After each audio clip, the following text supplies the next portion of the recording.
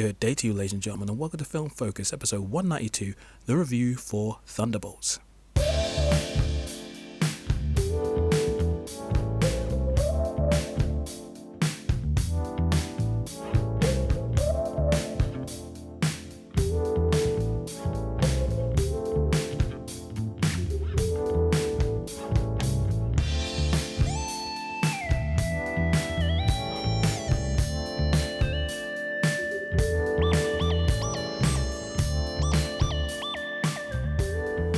Well, hello there, ladies and gentlemen of the North, South, East and West, and welcome to another episode of Film Focus. I'm your host, the Hypersonic55, and I'm glad that you decided to join me once again for some film-related discussion.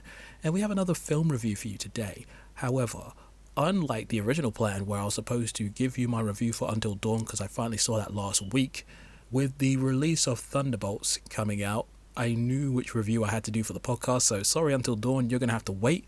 I think I'll still do a review for that for the podcast, but I'm not too sure. But yeah, Thunderbolts, new Marvel film, a film that I wasn't too enthused about initially, but once the early positive word of mouth was coming out, I was like, you know what, I might actually have to prioritize this. So I ended up seeing it the Sunday after it came out, which at the time of recording was yesterday, and I have to say, guys, color me impressed.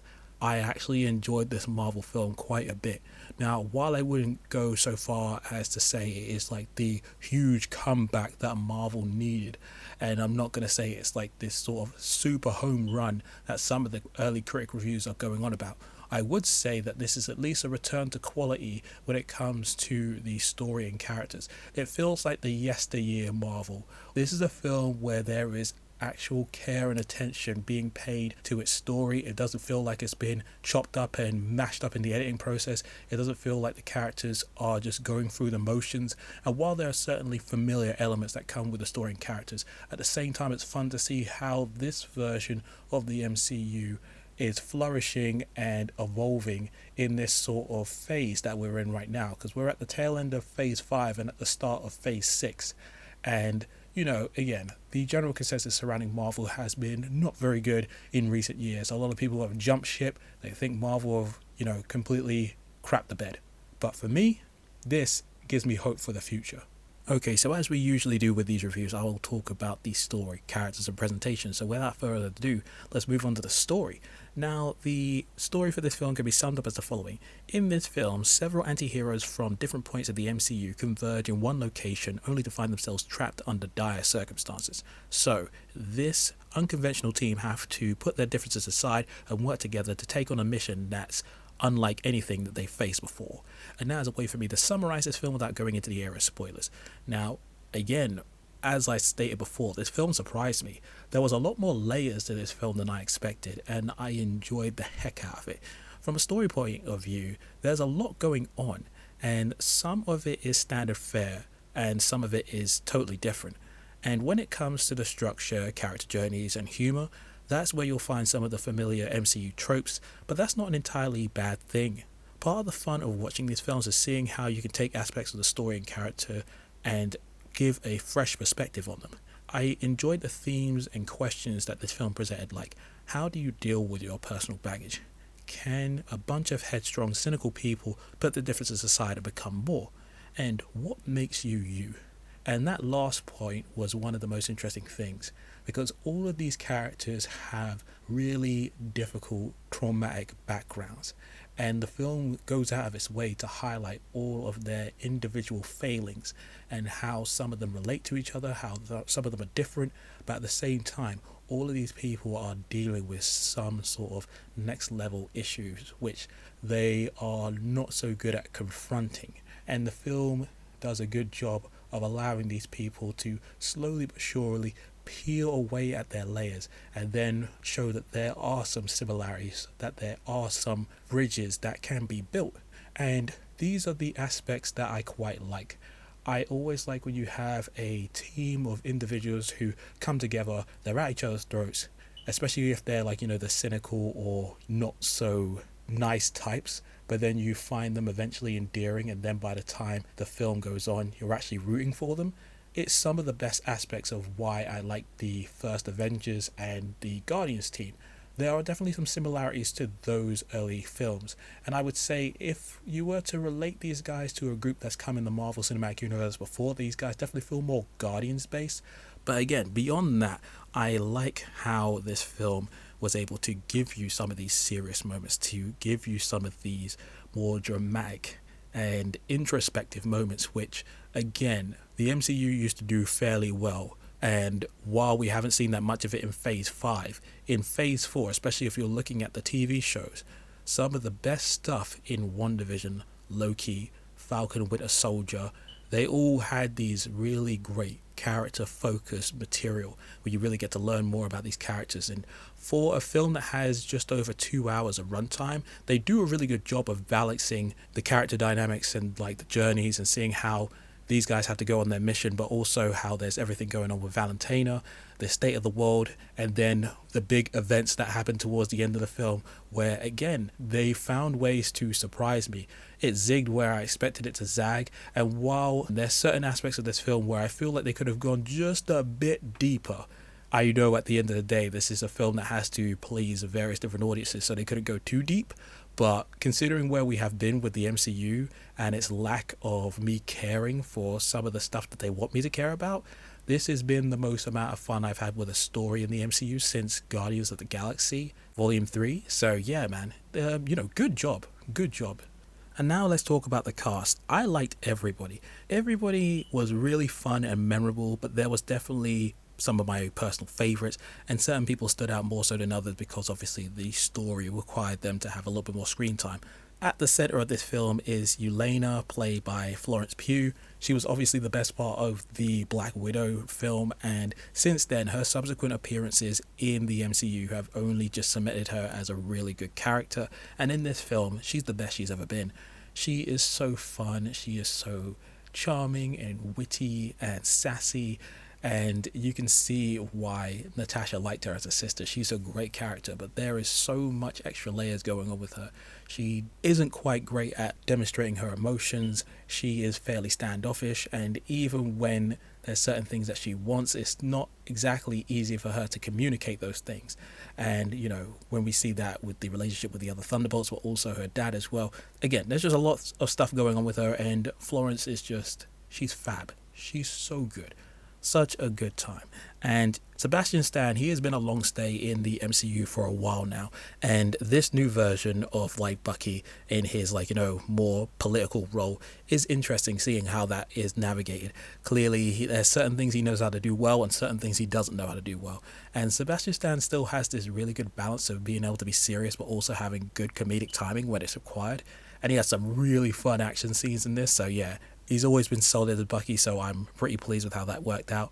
And Wyatt Russell as John Walker, aka US Agent, he had a really fun introduction in the MCU with the Falcon Winter Soldier TV show, and seeing how his character has evolved since then, they've definitely changed his character up a little bit. Again, I won't say how, because that's more interesting for those who have seen the show and then go into the movie to see how he sort of evolved a little bit. But he ended up being way more fun than I expected him to be, and Wyatt Russell, again, I've been a big fan of his since I saw Overlord, so yeah, I liked him in this film. And David Harbour as Red Guardian. Now, I thought he was fun in the Black Widow film, but I did find him maybe a bit much at times. But in this film, I don't know, they sort of retooled his humor, where I find him just super funny in this film. He was loud, he was obnoxious, he obviously has a lot more going on under the surface than what you see, but at the same time he has just some great back and forths with the other characters, and his relationship with Yelena is really, really good as well. And Harbour's he's clearly having a lot of fun, but he was really great in the movie. And Hannah John Kamen as Ghost, her character has been one that's just been an oddity to me. When watching Ant-Man and the Wasp, she was a really cool character, but I felt like by the time the movie was over, it just didn't feel like a satisfying conclusion for her. So to bring her back and actually give her more to do in this universe was greatly appreciated. She has a very standoffish, cold and, straightforward personality, but again, seeing the way that she interacts with the other team members is cool. And, Kamen, she was really nice in this film. I had a good time. And Julia Dreyfus as Valentina. I'm not going to say the rest of her name. I'm not going to bother with that. But yeah, Valentina has been a interesting character in the MCU, making a little appearances here and there. But this is clearly the one where we actually got to learn a lot more about her character, certain things about her past, and, you know, really see what kind of like devious character that she is, because obviously she has her schemes, she has her plans, and she has to try and navigate being in the spotlight while also doing sneaky things in the background. And Dreyfus, she always has just that interesting balance to her where there is a hint of sinister aspects to her, but she's also very comedic. And yeah, she's just a really good time. And there is one other person I don't think I've mentioned yet. Oh yes, of course, Mr. Lewis Pullman as Bob. They obviously play up the humor with Bob a fair bit in the trailers, and then that is, you know, shown to its extreme in the movie. But Bob is a fascinating little character once you really learn what's going on with him, his background, and how he ultimately, like, you know, ends up in the film. Again, can't say too much for those who aren't aware, but he played the role pretty well, and yeah, man, I was liking his character a fair bit. Alright, and then we get to talk about the presentation. Visually, I think this film was pretty decent. When it comes to the way it was shot, especially when it came to the action stuff, it was pretty solid. The action scenes overall had a good sense of speed. I liked the editing. While I would have preferred certain shots to have longer takes and push the camera back a little bit more so we can see a little bit more of the action, there are some really good, well choreographed hand-to-hand combat stuff, which is like, you know, my bread and butter when it comes to action movies. And stuff you've seen in the trailers is pretty much just as good as you would hope in the movie. You get to see some of these characters, you know, fighting each other and then getting to take on other enemies in the movie. And I did like the use of the visual effects in this film as well. The CGI was mostly really good and didn't have as much as that sort of, you know, not so clean and blurry kind of look that comes with some of these superhero movies on occasions. I guess they had a little bit more time in the visual effects department to polish that stuff up before release. But yeah, visually the film was solid. Nothing like, you know, is it groundbreaking, but again, there were some really cool stuff that was done towards the end of the film with, you know, some camera work, some practical stuff that reminded me of a couple little tricks that were done during certain MCU TV shows, which again, I won't ruin, but because of the nature of how it happened in this film, it was quite impressive how, you know, seamless and crafty it was. And then there was the film score as well. Now, at first, especially while watching the film, I was listening out to, you know, hear if this film score was done by anybody that was familiar to the MCU, because the MCU is known for making use of some similar composers depending on the projects. But this one was different to me. If I had to summarize how the sound was, this film score felt like a combination of Henry Jackman and Christoph Beck.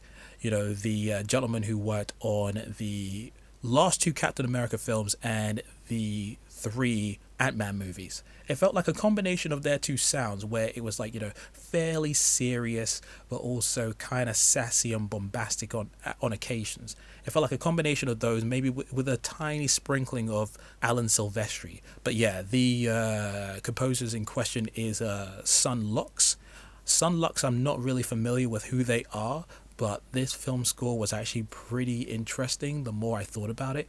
And while I wouldn't say it's, you know, on that level of a Black Panther or obviously the Avengers or the stuff that Brian Tyler did with Iron Man, or, you know, even Mark Mothersbaugh with the Thor Ragnarok soundtrack, I would say that this one it has its moments. There's a few moments here and there where the sound really definitely, you know, elevates what's happening on screen, especially during some of the action stuff. But yeah, I would say it's decent.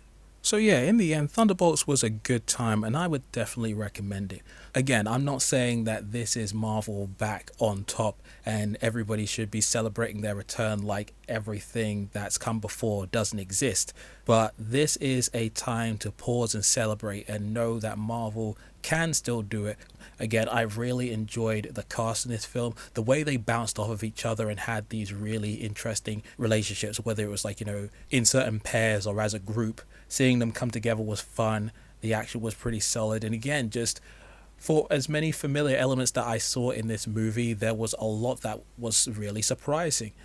And again, getting to see these characters deal with all of this stuff in a Marvel film was pretty good. And again, it reminds me of some of the better aspects of Phase 4 and a tiny smidge of aspects that they got through Phase 5. But yeah, this does make me more excited for what happens with Fantastic Four. If Matt Shakman lands that along with the cast, then we're in for a good ass time, baby. But now I turn it over to you. What do you think of Thunderbolts? Did you like it? Did you dislike it? Are you sort of back on the boat for Marvel, or are you just letting that ship sail away? Let me know in the comment section below, or hit me up on Twitter where I'm at Hypersonic55 or at FilmFocus55. I'm also on that Blue Sky as Hypersonic55.